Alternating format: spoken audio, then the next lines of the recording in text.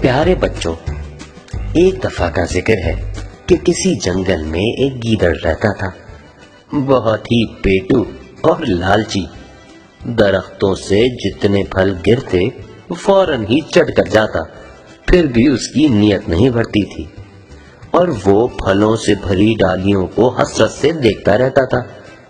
ایک دن وہ ایک آم کے درخت کے نیچے پہنچا، جہاں زمین پر بہت سے آم گرے ہوئے تھے اور آموں سے بھری ہوئی شاخیں بوجھ سے جیسے ٹوٹی جا رہی تھی۔ اتنے سارے آم دیکھ کر گیدڑ بہت خوش ہوا اور دیکھتے ہی دیکھتے زمین پر بکھرے ہوئے تمام آم چٹ کر گیا، لیکن پیٹ بھرنے کے باوجود اس کی نیت نہیں بھری۔ دو چار لمبی لمبی ڈکاریں لینے کے بعد وہ آم سے بھری شاخوں کو للچائی نظروں سے دیکھتے ہوئے درخت پر چڑھنے کی تدبیریں سوچنے لگا۔ دیر تک کوئی تدبیر سمجھ میں نہیں آئی اور وہ دیوانہ سا ہو کر پیڑ کے گرد چکر پہ چکر لگاتا رہا۔ ابھی وہ پیڑ کے چکر کاٹ ہی رہا تھا کہ کسی طرف سے ایک ہاتھی آیا جو بہت بھوکا معلوم ہوتا تھا۔ آتے ہی اس نے پیڑ کے پتوں اور پھلوں کو کھانا شروع کیا اور جب پیٹ بھر گیا تو وہ آرام کرنے کے لیے آنکھیں بند کر کے زمین پر بیٹھ گیا۔ ہاتھی کو دیکھ کر گیدڑ بہت خوش ہوا، اس کی سمجھ میں ایک بہت ہی اچھی ترکیب آئی۔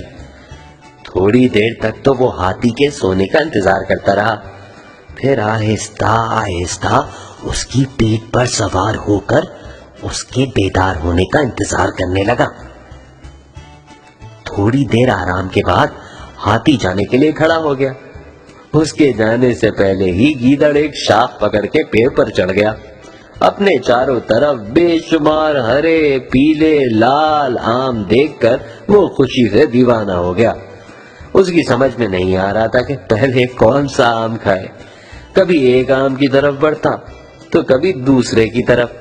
کافی دیر تک یہی کیفیت رہی اور وہ ایک آم بھی کھا نہ سکا۔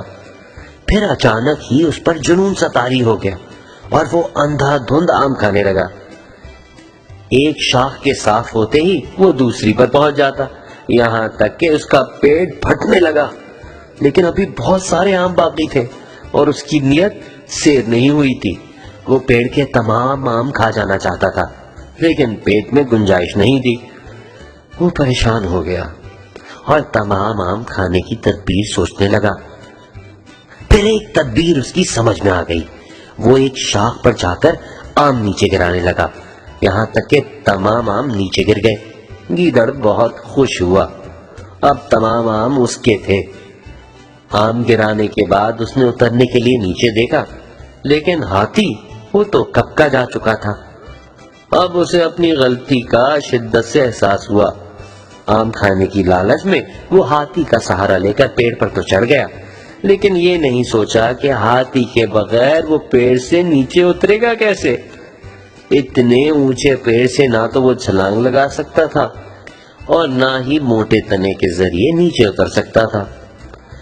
ہائے، وہ پریشان ہو گیا اور اپنی غلطی پر بری طرح پچھتانے لگا۔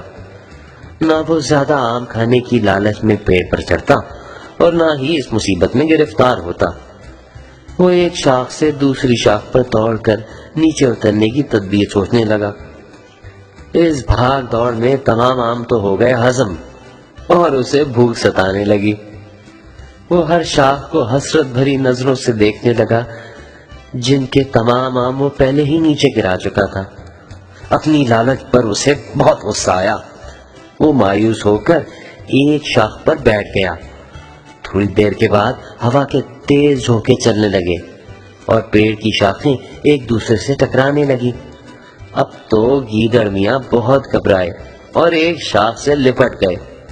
رفتہ رفتہ ہوا آندھی میں تبدیل ہو گئی۔ چند لمحوں تک درخت ہوا کے شدید جھونکوں کا مقابلہ کرتا رہا، پھر ایک زوردار آواز کے ساتھ جڑ سے اکھڑ کر زمین پر گر پڑا اور ایک وزنی شاخ کے نیچے دب کر گیدڑ کا کچومر بن گیا۔ ایک طرف لالچی گیدڑ مردہ پڑا تھا، دوسری طرف بہت سے بکھرے ہوئے آم اس کو منہ چڑھا رہے تھے۔ کسی نے سچ ہی کہا ہے، لالچ بری بلا ہے۔